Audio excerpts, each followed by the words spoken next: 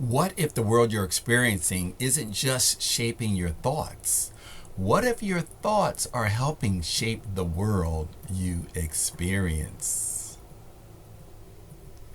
My name's Mark, aka Create Lifestyle, and I help people, especially those over 50, break out of the matrix or escape the matrix so that they can experience freedom, abundance, peace of mind, residual income, and leave a powerful legacy. And if you're under 50, you can certainly glean some insight here and perhaps shave decades off of your evolution and the achievement of your goals. Today, we're beginning Module 2. This is the rules of the game. Lesson 1, the principle of mentalism. So, the Hermetic teacher summarizes this principle with one statement. They say, all is mine. So whether you see that spiritually, psychologically, philosophically, or symbolically, here's the practical lesson. Everything today starts from the mind. Think of a blueprint. When a builder builds a building, what do they start with? A blueprint. When a baker bakes a cake, what do they start with? A recipe. When a business starts, what do they have? A business plan, a mission statement. Think about something practical. When you go take a vacation, what do? You start with an idea. So we recently did our family reunion, and all that started with ideas. It started with plans. It started with writing things down. It started with doing some research. And then at some point it all came to life. So whatever works for you to understand what I'm explaining, understand that everything starts mentally. So for me, what happened was I was working as a travel agent, and I was a travel agent for about 5 years. And people would come in and they'd sit at my desk, and I hooked them up with these fantastic vacations. And it would be February. I live in the Northeast. And it would be freezing cold. It would be below freezing. And occasionally I'd get someone walking into the office, sitting at my desk, frantically saying they want to go somewhere warm. And then they would just plop down thousands of dollars and go on this fabulous trip like next week. And I thought to myself, man, I want to be able to do that. Travel agents, they get to travel, but we didn't have much money. You go to these exotic places and you didn't have a whole lot of spending money. But anyway, they would go on these fabulous vacations. And I said, I want to be able to do that. How can I do that? And I thought of what people told me growing up. They said, hey, if you want to make more money, you have to go to school. So what did I do? I went back to school. And I ended up going down to Washington, D.C. And once I got down there and got going after a few weeks, I realized I had a very serious problem. What was my problem, you might ask? My problem was I needed to eat.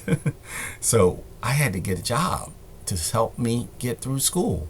So I saw an advertisement for a restaurant that was looking for all kinds of positions. And I never worked in a restaurant before. And it made sense to me. I need to eat. I'll go work in a restaurant. So I went and I got a job as a busboy. But what happened was I ended up staying in that field. I finished school. I didn't graduate, but I finished the semester and I had to come back home, kind of limping back home with my tail between my legs. And I had to pick up the pieces and start over again. And what did I do? I did what I knew to do. I went and got a job as a waiter. And at that time, it was a good situation. I was making cash money, and I thought that I was being able to take care of myself, support myself. And over time, I just got stuck in this little regimen, this little thing that I was just kind of stuck in. I wasn't proud of what I was doing. I was ashamed to kind of let people know that I was a waiter in a restaurant. And I wouldn't wear my uniform outside of work, like coming to work or going home, for instance. I would always change my clothes just because my identity was that of a waiter. But what happened was over time, over the course of some years, I realized that, hey, I'm not a waiter. I am something more than that. What am I? In my mind, I was an entrepreneur. I was a teacher. I was somebody studying psychology. I was much more than being a waiter. So what happened? My perception changed. My job didn't change, but my perception changed. So it was interesting to see my perception change, and then my life began to change. Now, modern researchers, they kind of support this thought. There's a gentleman by the name of Bruce Lipton who studied all these things, and he basically explained that your physiology could change your environment.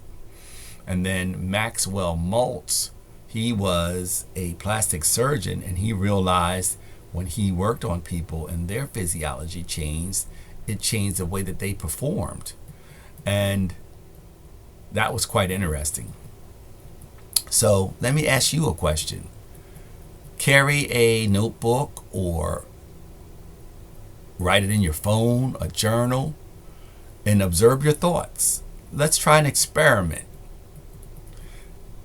So everything you consistently create in your outer world begins with something you repeatedly cultivate in your inner world. So here's the experiment I want you to try. As I mentioned, carry in your phone or write them down, but catch your limiting thoughts. Don't judge them, simply notice them. And that's all you have to do. And what happened to me was I was talking to a friend of mine once, and we were just talking about retirement and the like. And I made a off-the-cuff statement. I said, wow, I'm going to have to just work until I die. I was joking.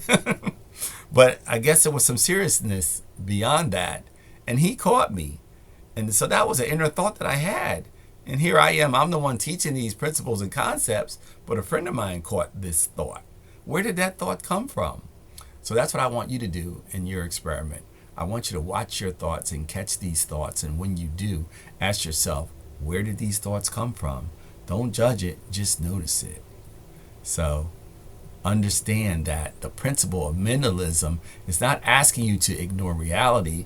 It's inviting us to recognize that every transformation begins somewhere invisible, and perhaps the most powerful place to begin is within. As I always say, the only way out is in.